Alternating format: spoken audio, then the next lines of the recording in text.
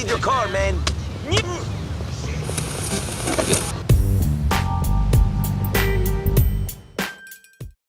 While the Grand Theft Auto series is considered one of the most well-respected franchises ever, there was a time when its very mature nature created tons of outrage and negative headlines. Its arrival on the market would invoke serious discussions of the game being banned. Let's take a look back at how the revolutionary classic GTA 3 almost got cancelled by the mainstream. As the new millennium was approaching, video games were starting to improve immensely in the visual department. Character models and environments began to lean closer to realism than ever before. Rockstar Games, who previously published a few top-down titles, began working on their latest game for the new generation of consoles. The small team of developers were out to create an open-world game like no other.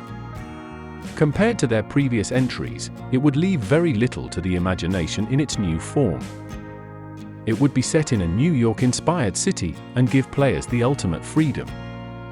Originally, the company approached Microsoft Studios with an exclusive deal for their Xbox system.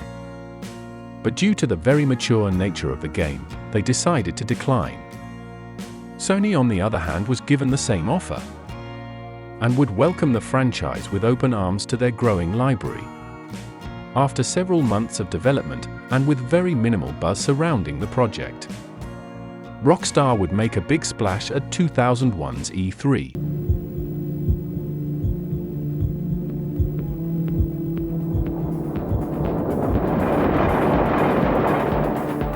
My boy will string you up.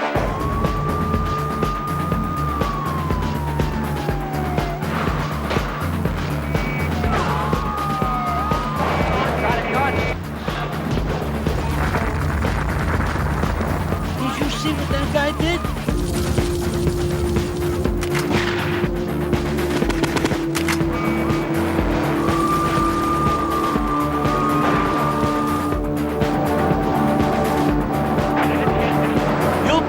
Blood for this.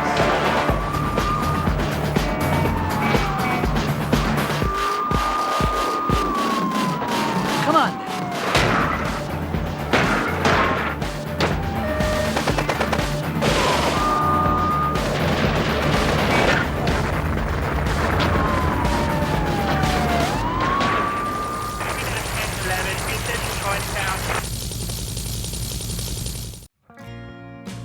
After the showcase, the hype train began to finally take off. The trailer displayed an unthinkable amount of freedom and mayhem on a city street, which had never been seen in a video game prior. In the fall of 2001, the highly anticipated game would finally release, and copies would fly off shelves. It quickly became the top-selling game of the year on the PlayStation 2. Most professional video game outlets applauded the company for pushing the boundaries. However, some popular platforms rejected the game for its over-the-top violence and adult themes. As GTA 3 gained popularity among the youth, the controversy surrounding the project would continue to grow. Many non-gamers that were on the outside looking in had a big problem with the graphic realism put on display. The biggest complaints were the violence against police officers and innocent civilians. This is 1011, is North Thornton. This is 1011, is North Thornton. Suspect on foot. The inclusion of prostitution in the gameplay and story, and it received accusations of glorifying drugs and criminal activities. These rather adult themes had struck a chord with many. Some critics even suggesting it was a crime simulation targeted toward the youth. It was far from games like Super Mario and Zelda that once dominated the market. Due to the mature themes, some retail stores chose not to sell the title.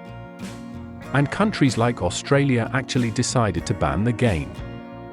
But the negative publicity and the amount of controversy garnered only seemed to fuel its sales in the end. The headlines inadvertently created more intrigue and curiosity. The game was often used as a scapegoat in the media after violent crimes occurred, prompting more discussions about the potential effects of violence in games. There is nothing new about worrying over the impact of media on children. One generation of adults after another has viewed with alarm and risen with righteous indignation over the potential damaging effects of violent comic books, rock and roll music, graphic movies, obscene lyrics, not to mention the wholesale impact of the internet and all that's contained within.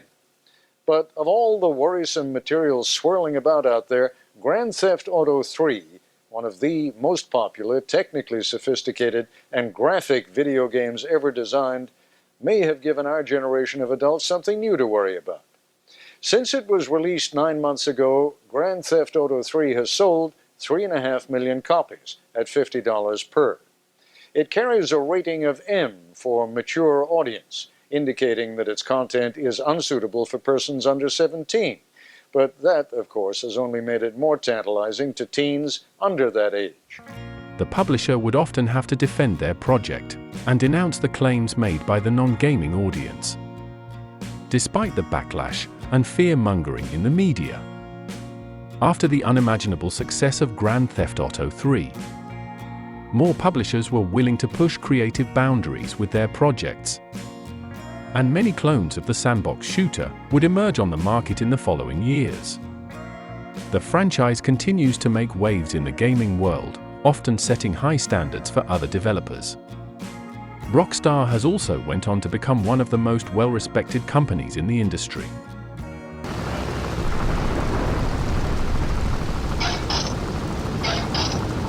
What do you think about this story? Do you think violent video games can have a negative impact on consumers? And what would gaming look like today if Grand Theft Auto 3 actually got cancelled? Leave a comment below and let me know.